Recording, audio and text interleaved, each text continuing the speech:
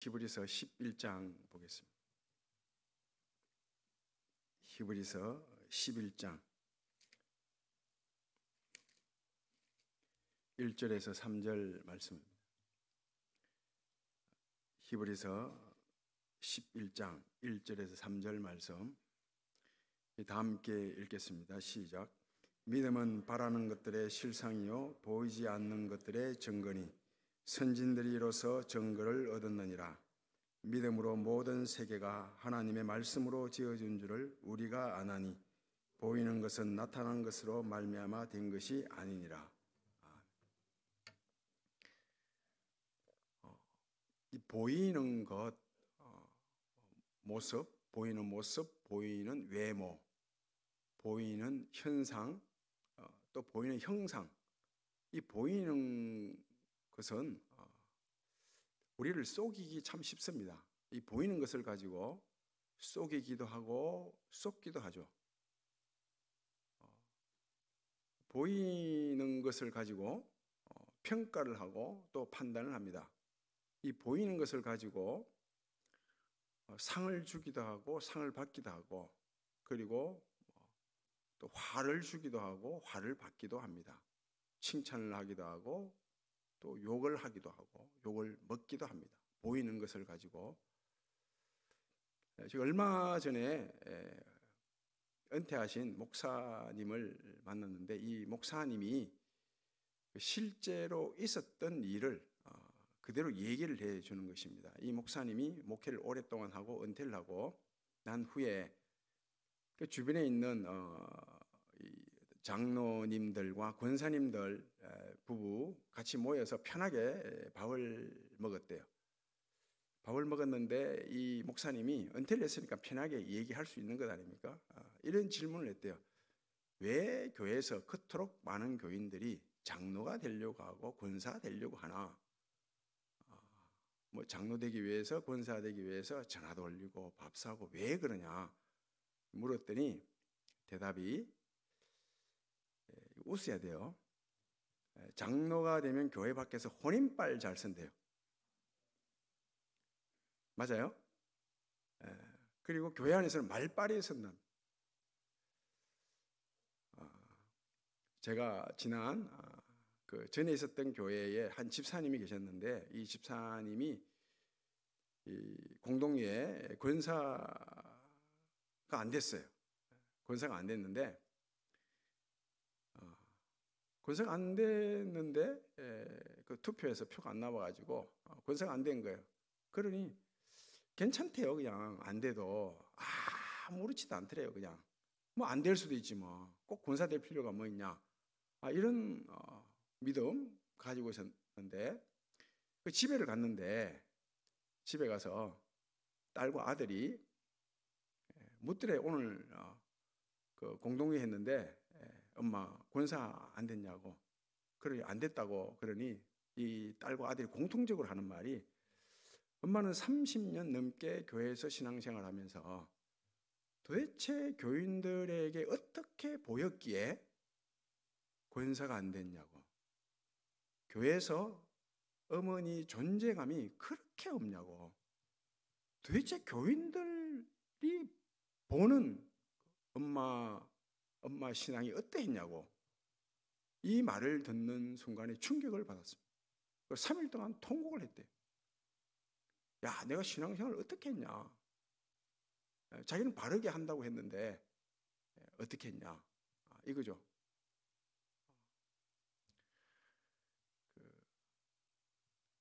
우리가 그 마트에서 과일을 사게 되면 이 보이는 그죠 위에 있는 보이는 것은 굉장히 실하고 좋잖아요. 특히 딸기는 보이는 것은 굉장히 실하고 크고 좋아 보입니다. 그런데 그 속에 있는 거 보면 좀 작고 부실하죠. 알면서 쏘가요. 알면서 안다고 이게 분명히 그때 보이는 것만 좋지 속에 있는 건 나쁘다. 뭐 고운 게 있고 또 작아요. 이게 작고 또 꼭지가 딱 붙어갖고 맛도 없는 거고 알면서 쏟는다고. 이 보이는 것에 의해서 쏟거든요. 보이는 것을 가지고 또 속이기도 한다고요. 학생들이 공부를 할 때 그 책을 펴놓고 눈으로 공부하잖아요. 눈으로 쫙 봐요. 보고 나면 공부를 다 한 것 같아요. 다 아는 것 같아요. 그런데 시험 치게 되면 책을 덮어놓고 책을 안 보고 시험을 치잖아요. 그래서 보는 것은 이처럼 속입니다. 분명히 눈으로 볼 때는 다 알고 있는 것 같았는데 막상 딱 시험 칠 때 되면 안 보고 하니까 기억이 잘 안 난다고요. 제가 설교 원고를 쓰는데 보통 9장 정도를 씁니다. 9장 정도를 쓰는데 다 쓰고 난 뒤에 한 장으로 요약을 해요. 이렇게 요약을 하는데 이걸 다 외워서 말씀을 이렇게 전하게 됩니다. 이건 하나의 제 생각인데 제가 배운 거예요. 제가 누구로부터 배웠는가 하면 책으로부터 가장 영향을 크게 받은 분이 계세요. 그분이 누군가 하면 로이드 존스 박사입니다. 영국 목회자인데 이분 책의 영향을 제일 많이 받았어요. 이분 책이 우리나라에 한 60권 정도 번역되어 있는데 아주 작은 글씨로 한 700, 800페이지 되는 그런 책이 한 60권 정도 번역되어 있어요. 이 책을 과거 제가 여기 전도사로 있을 때 그때 완전 정독을 하고 계속 보고 또 보고 요약하고 보고 그래서 영향을 많이 받았습니다. 이분 얘기가 그래요. 설교자는 교인들과 이렇게 말씀을 가지고 대화를 하는 거잖아요. 대화를 하는데 여러분들 대화할 때 눈 보고 해야 되잖아요. 상대방 얘기하는데 나는 딴청 펴고 있으면 예의가 아니거든요. 교인들은 말씀을 듣기 위해서 설교자를 딱 보고 있는데 그 설교자가 원고를 보고 설교를 하면 예의가 아니잖아요. 저는 그렇게 생각합니다. 그런데 원고 보고 한다고 잘못된 게 아니에요. 그분과 제가 그렇다는 거예요. 그래서 원고 안 보고 눈을 뜨고 하는 것에 대해서 이상하게 생각하지 마시고 이상하게 생각 안 하죠? 이상하게 생각하는 분이 계시더라고요. 왜 목사님 원고 안 보고 하냐고. 그래서 이걸 원고를 쓸 때 이게 다 암기를 하려고 하면 원고를 쓸 때 자기 언어로 써야 돼요. 내 언어, 내가 일상에 사용하는 언어로 써야 되고 그리고 논리성과 합리성과 일관성, 통일성을 가지고 있어야 됩니다. 그래야 외울 수 있습니다. 그냥 어수선하게 써놓으면 못 외워요. 그래서 원고 안 보고 하는 것을 이상하게 생각하지 마시고 이게 회중을 향한 설교자의 예의다 그렇게 생각하시고 원고하는 목사님에 대해서는 또 이상하게 생각하지 마시고 원고 보고 할 수도 있는 거예요. 제가 그렇다. 무엇을 말씀드리는가 하면 보는 것은 쏘기 쉽다. 이겁니다. 보이는 것을 가지고 쏘기 쉽고 또 쏘기도 한다. 그 예수님께서 사람들의 속을 다 보셨어요. 겉도 보고 속도 보셨다고요. 그 무엇이 들어있는지 다 아셨어요. 알다 보니까 예수님은 사람에게는 자기 자신의 몸을 삶을 의탁하지 않았다 그래요. 믿지 않았다는 거죠. 사람 속에 뭐가 든지 다 알았기 때문에 그래서 예수님은 믿지 않고 사람을 믿지 않고 사랑의 대상으로만 보신 거예요. 사랑해야 될 존재로만 보신 것입니다. 그래서 사람 볼 때 항상 예수님께서 제일 먼저 어떤 마음을 품었는가 하면 불쌍히 여기는 마음, 민망히 여기는 마음을 먼저 가지셨다고요. 복음서를 보게 되면 이런 말씀들이 나와요. 예수님께서 하신 말씀이에요. 너희가 사람에게 보이려고 너희 의를 행하지 않도록 주의하라. 사람에게 보이려고 의를 행하는 사람이 있다는 거예요. 사람에게 보이려고 너희 의로움을 행하지 않도록 주의하라. 이렇게 말씀하셨고, 금식할 때도 사람에게 보이려고 금식하지 마라. 사람에게 보이려고 기도하지 마라. 사람에게 보이려고 구제하지 말라.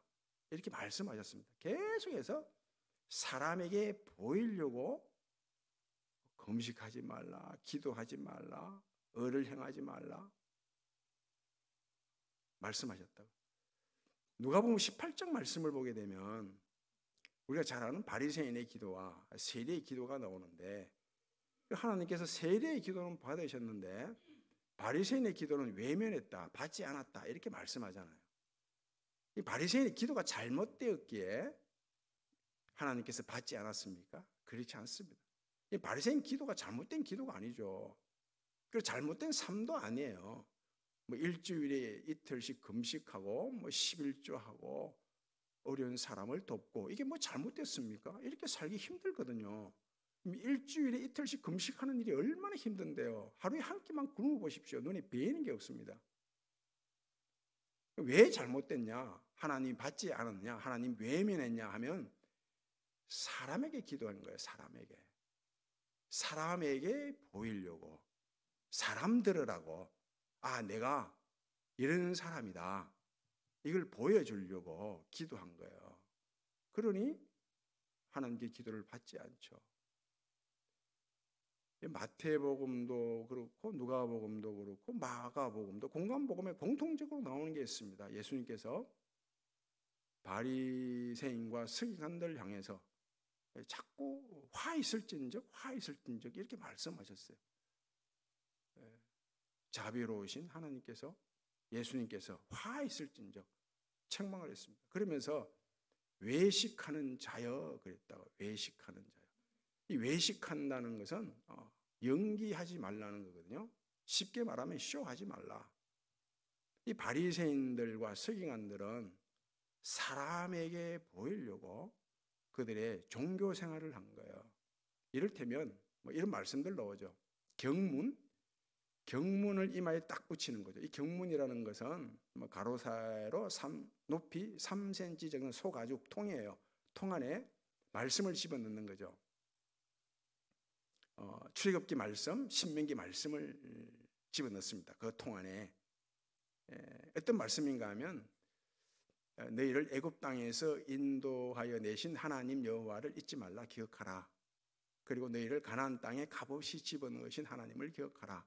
말씀을 늘 자녀들에게 가르치라. 말씀을 들으라. 이런 말씀들을 이 경문 안에 집어넣고 이마에 붙였다고요. 그리고 팔에 손목에 매죠.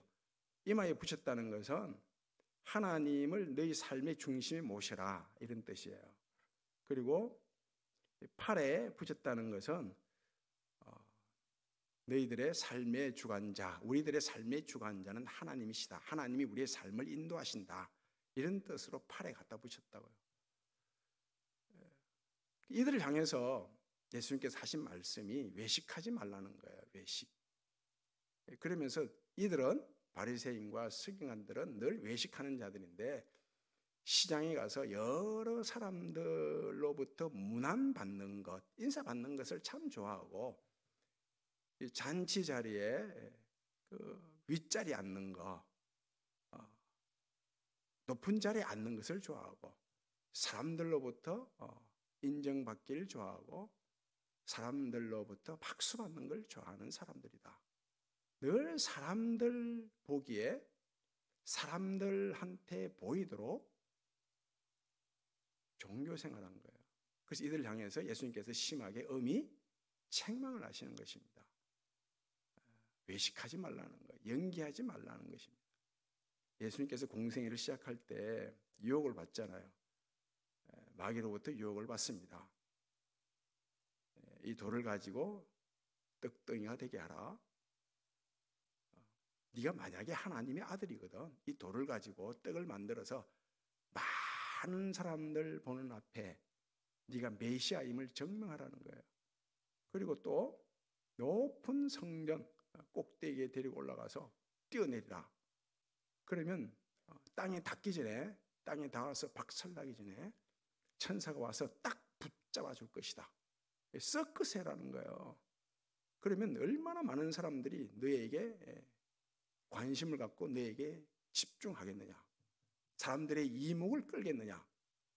많은 사람들이 그 기적을 일으키는 놀라운 기적이잖아요. 성전 꼭대기에서 떨어졌는데 땅에 부딪히지 않고 살아나는 거예요. 놀라운 기적이죠. 놀라운 기적, 기이한 기적입니다. 이 기적을 일으킬 때 많은 사람들이 환호, 성을 지르고 박수하게 될 것이다. 이런 유혹을 했죠. 다 물리칩니다. 말씀으로 물리치죠. 그리고 마지막에는 내게 절해라. 그러면 천하만국을 다스릴 수 있는 권세를 줄 것이라. 그 권세를 가지고 많은 사람들을 보는 앞에서 권력을 마음대로 휘둘러라 이거예요.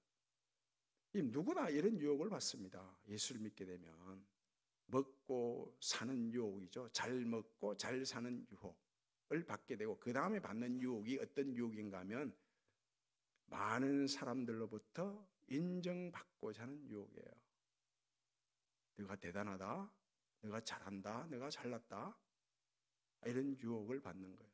그런 유혹을 받고 난 다음에 받는 유혹은 신이 되고 싶은 유혹입니다.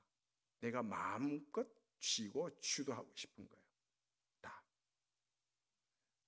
이런 유혹을 받습니다. 이런 유혹들은 다 사람에게 보이려고 하는 신앙, 믿음에서 나옵니다. 오늘 본문 말씀을 보면 다 이 히브리서 11장은 믿음의 전당이라고 일컬이죠. 믿음의 사람들이 쭉 열거되어 나옵니다. 보이지 않는 하나님을 믿으라 이거예요. 보이지 않는 하나님.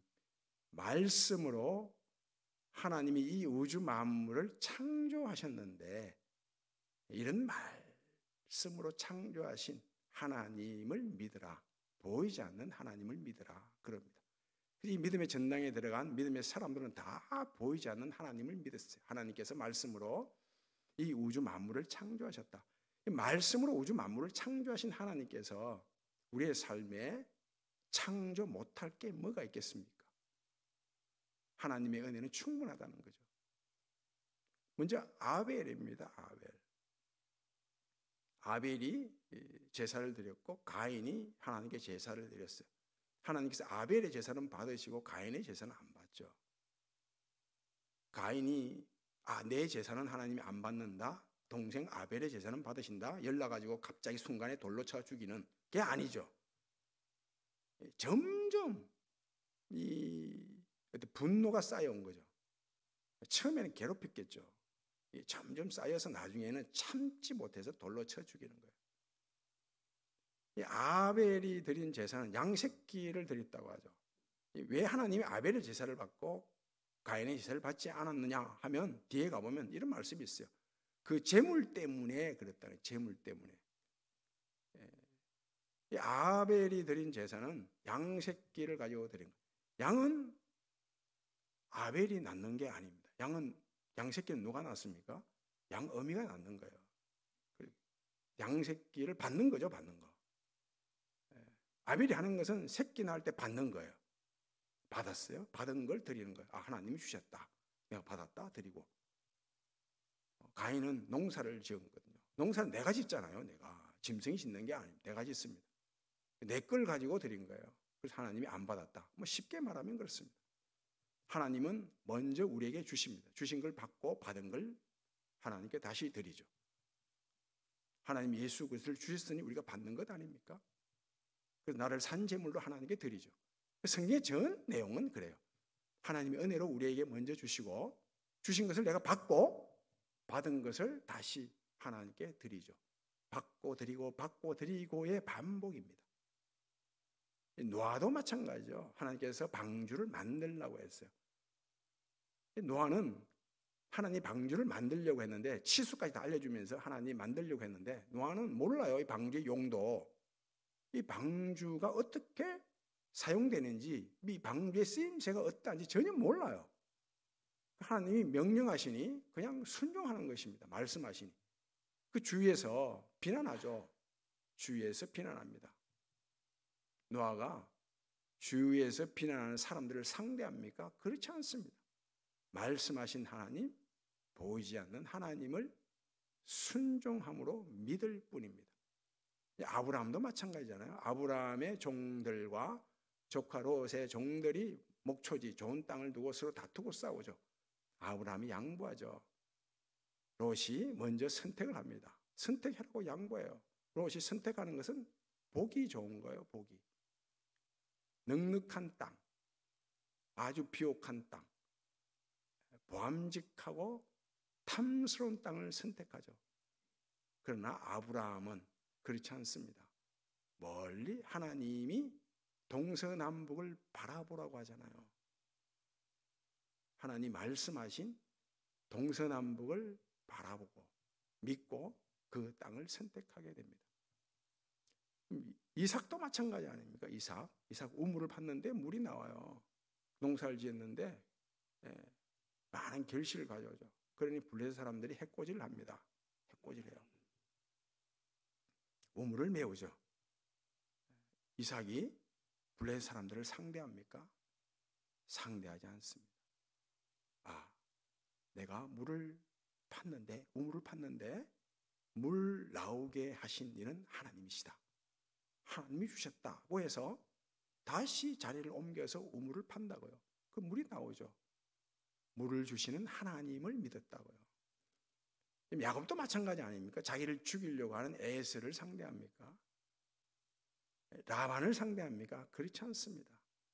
내가 너에게 약속한 것을 다 이루기까지 너를 떠나지 않으리라 하신 하나님을 믿죠.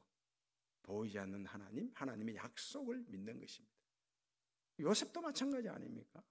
자기를 죽이려고 하고 애굽에 팔아버린 형제들을 상대합니까? 상대하지 않습니다. 나를 향한 하나님의 자비, 인자를 믿죠. 하나님을 믿는 것입니다. 모세도 마찬가지예요. 모세가 늘 불평하고 원망하는 백성들을 상대합니까? 상대하지 않습니다. 하나님을 믿죠. 보이지 않는 하나님을 믿습니다. 말씀을 믿죠. 하나님의 약속을 믿습니다. 다윗도 마찬가지 아닙니까? 자기를 죽이려고 하는 사울을 상대합니까? 상대하지 않습니다. 오직 하나님을 상대하죠. 하나님을 믿습니다. 하나님 나의 힘이요 나의 반석이요 하나님 나의 피난처라고 하나님을 믿는 것입니다. 이 바울도 마찬가지 아닙니까? 감옥에 갇혔어요. 이 감옥이 얼마나 열악한 환경입니까? 이 환경을 상대하나요? 상대하지 않습니다. 하나님을 믿죠.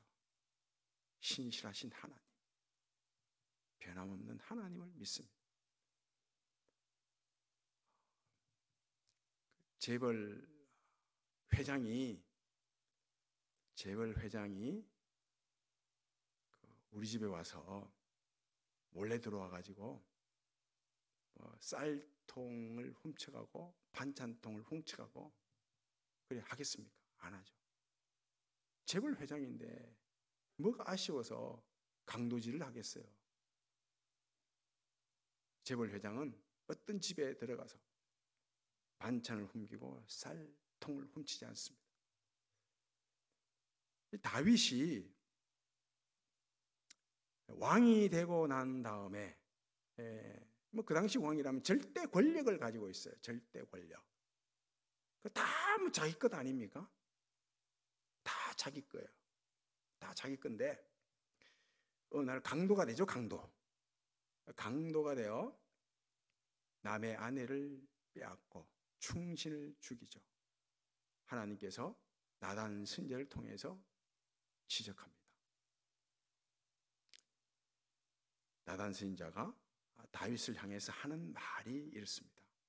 왕이여, 하나님께서 왕에게 안 준 게 뭐 있습니까?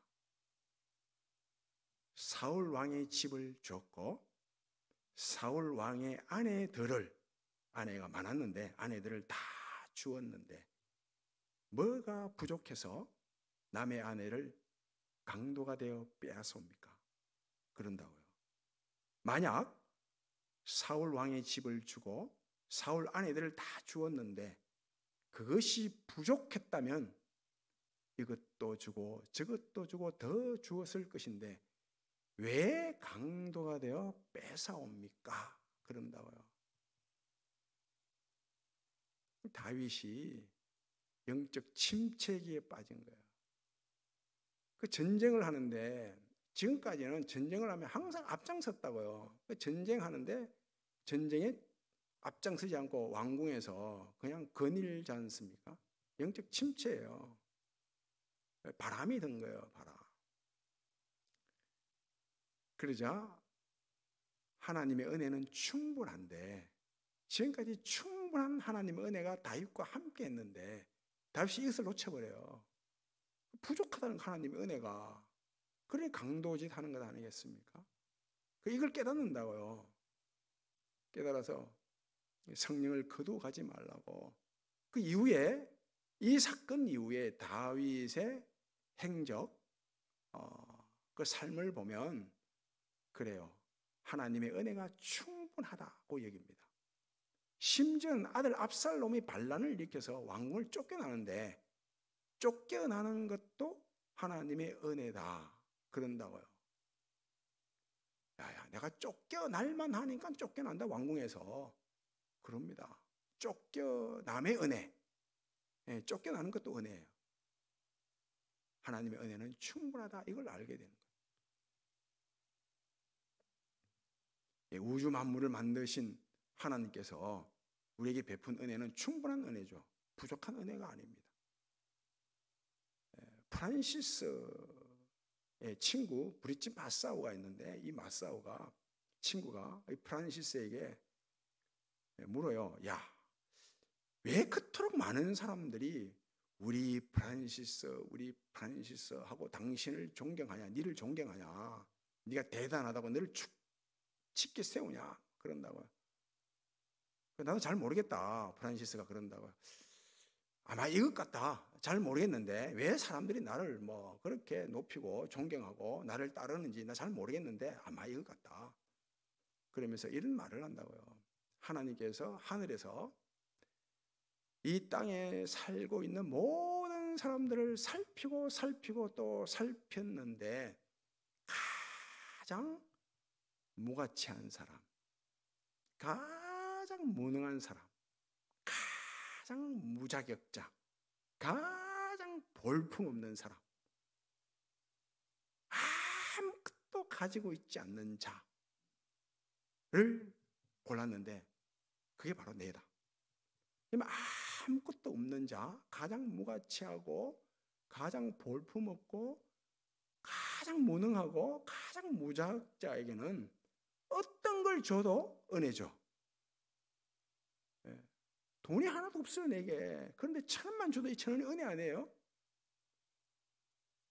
그래서 하나님 무엇을 주든지 간에 다 은혜로 얘기는 은혜로. 그래서 하나님 은혜를 설명하기 가장 좋은 사람을 고르고 골랐는데 그게 바로 나여다. 내가 가장 가치 없고 무능하고 무자격자고 볼품없고 하찮고 볼품없고 그런 자였다는 거예요. 그래서 하나님께서 이것저것 줬는데 그 모든 것이 다 은혜라는 거예요. 은혜를 설명하기 가장 좋은 사람으로 나를 골랐다. 뭐 이렇게 말합니다. 이게 답이죠. 이게 우리 신앙생활에 하나님의 은혜는 충분합니다. 우리는 보이지 않는 하나님을 믿습니다. 보이는 것에 모습이나 외모나 현상이나 형상에 쏘가 넘어가면 안 됩니다. 보이는 것이 잘못됐다는 것이 아닙니다. 보이는 것만 보면 안 된다 이것이.